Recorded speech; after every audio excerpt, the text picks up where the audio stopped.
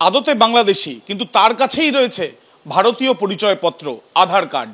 2020 সালে আধার card issue করা হয়েছে বর্ধমানের ঠিকানায়, এমনই তথ্য পেয়েছেন তদন্তকারীরা।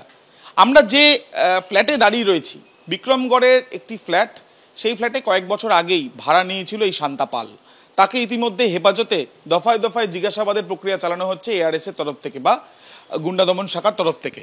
পার্কস্ট্রিট থানাতে যে লিখিত অভিযোগ, সেই লিখিত অভিযোগের ভিত্তিতে এই ফ্ল্যাটে তদন্ত করতে আসেন তদন্তকারীরা।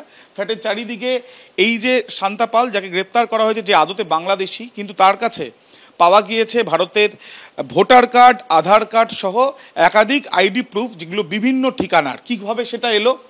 ইতিমধ্যে জানা যাচ্ছে এই শান্তা পাল তিনি একজন মডেল, তিনি সোশ্যাল মিডিয়াতেও ব্লগিং করেন। তার ঘরের জিনিসপত্র ইতিমধ্যে সরানো হচ্ছে। তার স্বামী, তিনি অন্ধ্রপ্রদেশের বাসিন্দা। ঘরের মধ্যেই দেখা যাচ্ছে এখানে একটি সার্টিফিকেট, যেখানে মিস এশিয়া গ্লোবাল বাংলাদেশ, অর্থাৎ বাংলাদেশের একটি প্রোগ্রামে তিনি মিস এশিয়া হয়েছিলেন, এবং তার সঙ্গে সঙ্গে তার বিভিন্ন রকম সোশ্যাল মিডিয়ার পোস্ট, সেগুলো রয়েছে। এখন বিষয় হচ্ছে, তার কাছ থেকে পাওয়া গিয়েছে বাংলাদেশে বেশ কিছু পাসপোর্ট, তার কাছ থেকে পাওয়া গিয়েছে এয়ারওয়েজে, বাংলাদেশে এয়ারওয়েজে সেখানকার এমপ্লয়ি কার্ড। তিনি একটা টাইমে কেবিন ক্রু হিসেবেও ছিলেন, এমনটাও জানা যাচ্ছে।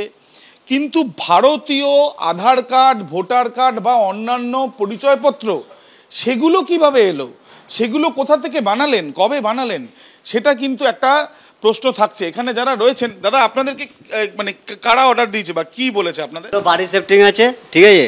আমাদের একটা ওই দাদাটা আছে, দাদাটা বললো, আমি বললাম ঠিক আছে করে দেবো। আচ্ছা, কে বললো? মানে এই যে শান্তা পালের পরিচিত ওই দাদা বলেছে, ওনার স্বামী,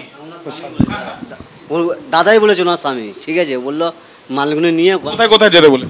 রাজেন্দ্র প্রসাদ আর ইয়েতে নামটা নিউ আলিপুর, আর কোথায়? আর রাজেন্দ্র প্রসাদ এই সামনে সিঙ্গেল ওই পারে।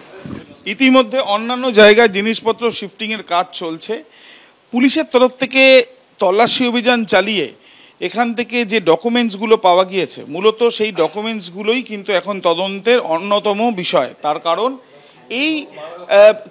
এই নথি বা এই আইডি প্রুফগুলো কোথা থেকে বানানো হলো। যে আইডি প্রুফে যেটা জানা যাচ্ছে 2020 সালে বর্ধমানের ঠিকানা, এবং এই যে বর্ধমানের ঠিকানা, সেই বর্ধমানের ঠিকানা 2020 সালে যেটা ইস্যু হয়েছে একেবারে ভারতীয় আধার কার্ড, যে আধার কার্ড দিয়ে প্যান কার্ডও বানানো হয়েছে দেখা যাচ্ছে।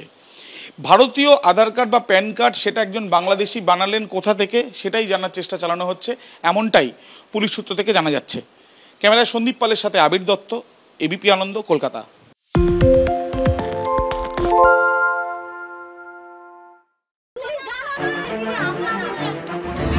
বাংলা চেঁচামেচি চায় না, বাংলা খবর চাই। বাংলা খবর, বাংলার খবর।